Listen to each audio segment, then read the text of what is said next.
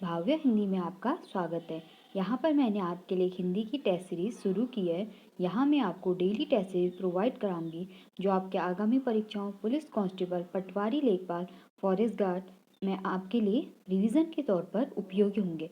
Friends, भले ही यहाँ पर आपको क्वेश्चन ईजी लगेंगे, लेकिन प्रैक्टिस के लिए आप उन्हें ज़रूर देखें और खुद को एनालाइज करें कि आपको कितना आ रहा है, कहाँ पर आपकी कमी है, क्योंकि जितना ज़्यादा हम चीज़ों को बार बार पढ़ते हैं उतना हम इसके लिए श्योर रहते हैं। तो आइए आज की हम शुरू करते हैं आज की टेस्ट सीरीज। हमारा पहला प्रश्न है, खड़ी बोली निम्न में से किस भाषा के अंतर्गत आती है। आपको ये बताना है कि जो हमारी खड़ी बोली है किस उपभाषा के अंतर्गत आती है। आप सभी को पता होगा इसका सही जवाब क्या है, पश्चिमी हिंदी के अंतर्गत।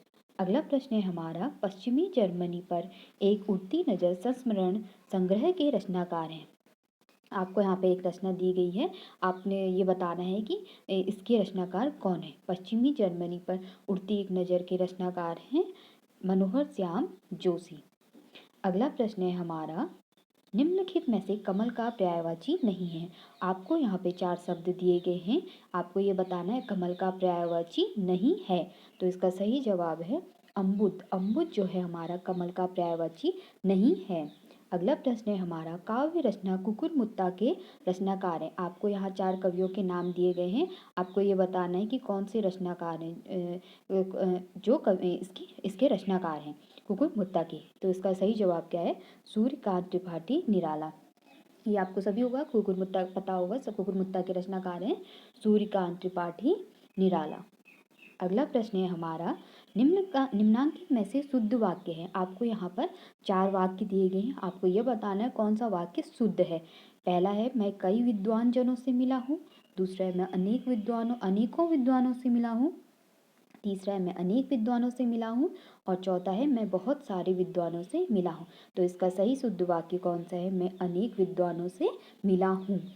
अगला है हमारा, आपका बंटी किस विधा की रचना है। ठीक है, ये पूछा है कि आपका बंटी किस विधा, यानी ये जीवनी है, आत्मकथा है, उपन्यास है या कहानी है। तो इसका सही जवाब है उपन्यास। उपन्यास आपका बंटी क्या है, हमारा उपन्यास है। ये किसका है, मन्नू भंडारी जी का।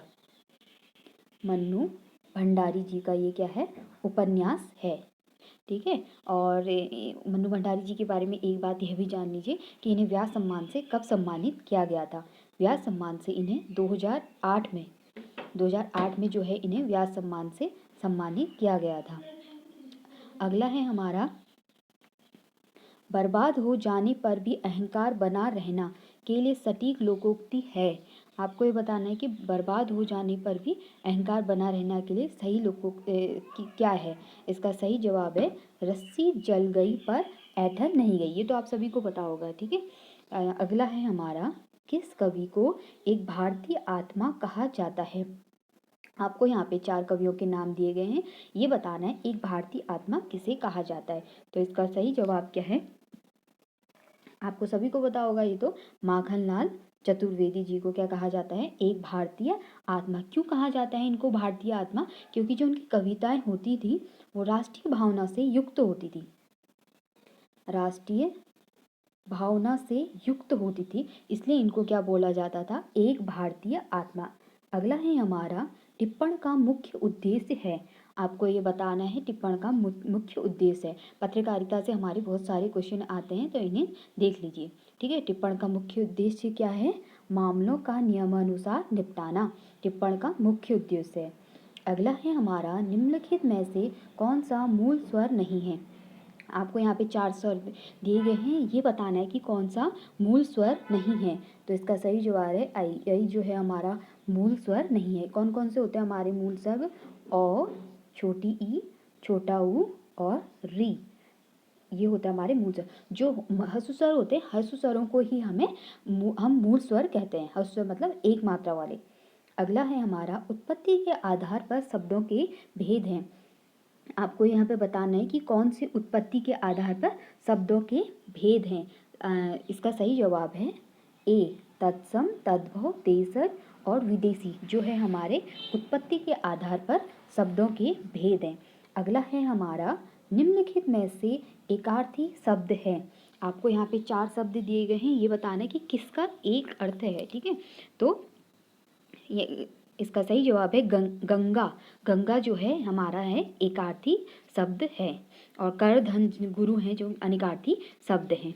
अगला है हमारा, जो पत्र सरकारी विभागों, संबंध अधीनस्थ और स्वायत्त शासी निकायों, विदेशी सरकारों, राज्य सरकारों, स्वैच्छिक संस्थाओं और व्यक्तियों को लिखा जाता है, उसे हम क्या कहते हैं? सरकारी पत्र कहते हैं।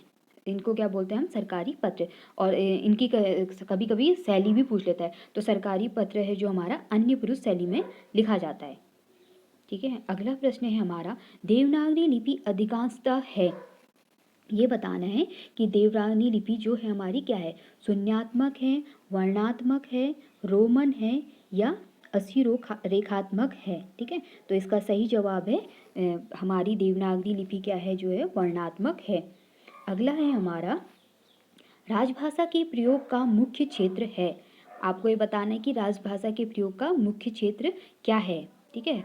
क्या न्यायपालिका, विधायिका, कार्यपालिका या उपयुक्त सभी? तो इसका सही जवाब है उपयुक्त सभी राजभाषा के प्रयोग का मुख्य क्षेत्र है। राजभाषा यानी राजकाज की भाषा। अगला है हमारा, समाचार लेखन की सबसे प्रचलित, प्रभावी और लोकप्रिय शैली क्या है? की शैली क्या है? आपको बताना है कि समाचार लेखन किस शैली में कहा जाता है। इसकी सबसे प्रभावित और लोकप्रिय शैली क्या है? उल्टा पिरामिड शैली। अगला है हमारा, निम्न वाक्यों में से संयुक्त वाक्य है। आपको ये बताना है, आपको 4 वाक्य दिए गए हैं, इसमें से बताना है कौन सा संयुक्त वाक्य है। पहला क्या है? कठोर होकर भी शहद बनो, ये तो नहीं है। सूर्योदय होने पर पक्षी बोलने लगे, ये भी हमारा नहीं है। जो व्यक्ति धनी है वह हर चीज़ खरीद सकता है, ये भी हमारा संयुक्त वाक्य नहीं है। और चौथा है हमारा, आपने परिश्रम किया और उत्तीर्ण हो गए। क्या कह रहा है ये?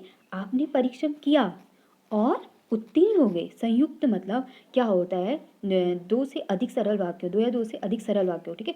ये बोला, पहले इसने बोला आपने परिश्रम किया, एक सरल वाक्य, ये और हो गया, ठीक है, उत्तीर्ण हो गए, ठीक है। तो इनको जोड़ा है ना, तो ये हो गया आपने परिश्रम किया और उत्तीर्ण हो गए, ये हमारा हो गया संयुक्त वाक्य।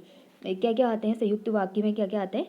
और, एवं, तथा, या, अथवा, अतः, इसलिए, तो, पर, किंतु, लेकिन। जहाँ जहाँ ये होंगे वहाँ पर हमारा कौन सा हो जाएगा? संयुक्त वाक्य।